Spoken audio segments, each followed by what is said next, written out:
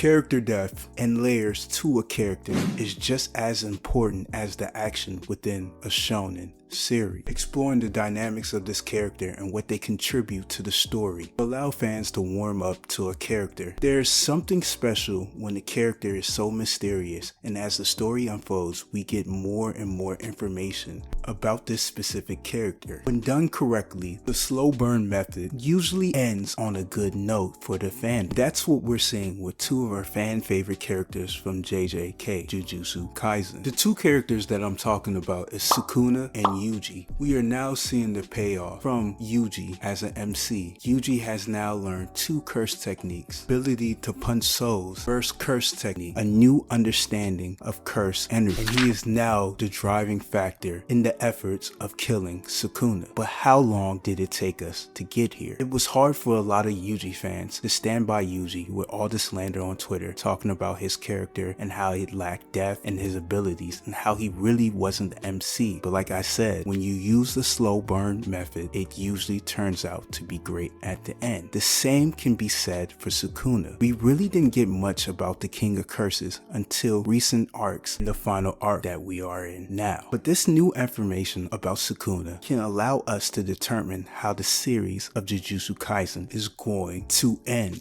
So today we're going to talk about the new added layers to Sukuna's character and how this new information leads to Yuji's death and the awakening of Megumi. It's theory time, so let's cook. Let me assure you, love is worthless. The thought of needing someone else to fulfill me never crossed my mind. If I want to eat, I eat. If I see an eyesore, I kill it. And if it entertains me, I throw it a bone. I live according to my own stature. If that can't be measured or understood, that's not my problem. Surprisingly, the flavors of humans are as diverse as they are fleeting. The perfect thing to slurp up to pass time until I die. These were the words from the GOAT, Sukuna, in chapter 238. This statement gave us, the readers, a better understanding on why Sukuna chose a life of hedonism. After the events of chapter 257, new information regarding Sukuna, he pulled the statement made by Sukuna in chapter 238. Question on why Sukuna really eats humans, birth of this atrocious appetite, was answered in chapter 257. Fandom learned that Sukuna ate his twin brother before childbirth because of their starving mother. The reason why this statement is so important to Sukuna is that he was raised in the era of a great famine. This is information that I saw on Twitter a long time ago when people used to dive into the Heian era. On top of that, the Heian era was also known as the golden age of Jujutsu. It had a lot of boneheaded sorcerers walking around fighting and destroying everything in their way. Strong sorcerers equals challengers. Challengers equals battles. Battles equals wars. This leads to an economic instability where the poor and weak are trampled upon by said wars and by the rich and powerful who are capitalizing on this discourse. This means Sukuna's mother was relatively poor.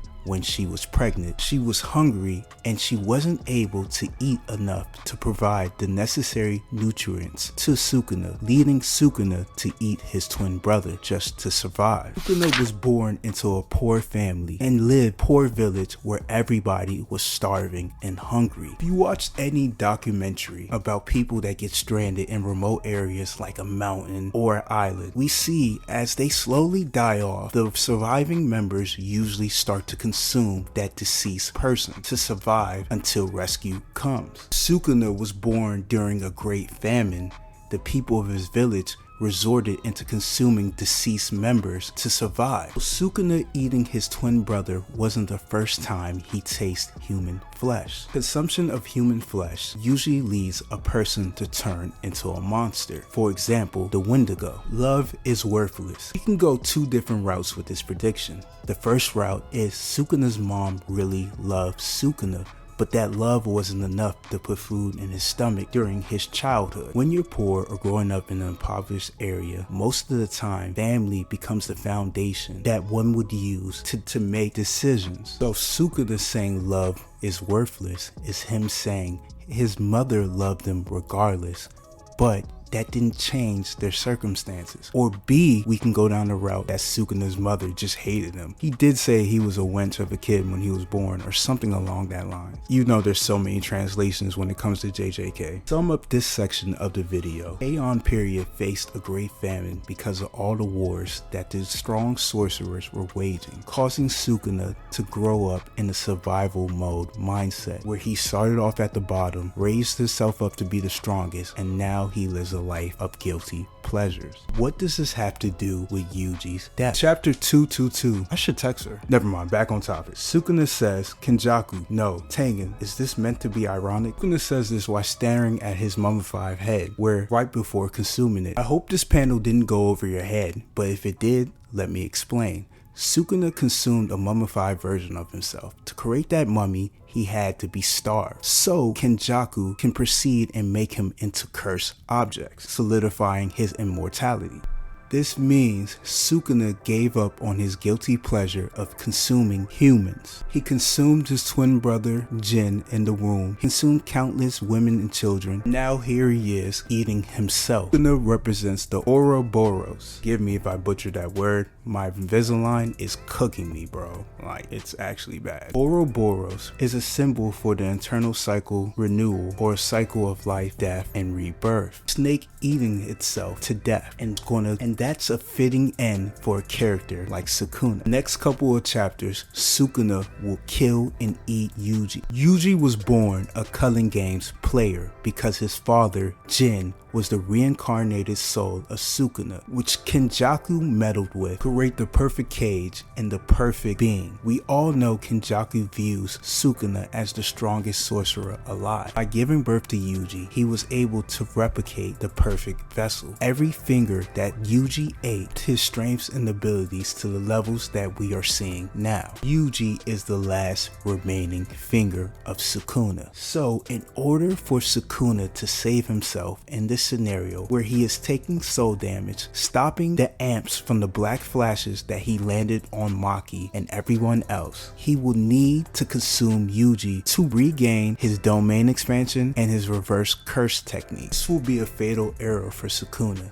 because once he consumes Yuji, Yuji's soul will come into his body and awaken Megumi. Megumi will be free. Sukuna will die, and his last words of saying eating humans is just nothing but a pastime until he dies will come into fruition, because eating Yuji will be his downfall. We all know Yuji is going to die. This was established since chapter 1 of Jujutsu Kaisen. Yuji's death will fulfill his only purpose of joining the Culling Gang. Chapter 143, Megumi yells out, "Start by saving me, Itadori." At that point on, Yuji came out of hiding and joined the Culling Gang. So Yuji dying and awakening Megumi and killing Sukuna will be the perfect way to tie up their characters. I'm dropping this video right before spoiler night. I have a strong feeling this is how the series is about to end. For Sukuna and Itadori, it's going to be up to Megumi to decide what he's going to do moving forward. He can still initiate the merger. There's still a lot to talk about when it comes to Sukuna and this topic alone. This video could have been an hour long, but I just wanted to get it out before the spoilers. And if it doesn't get out before the spoilers, I still predicted it. But I'm out.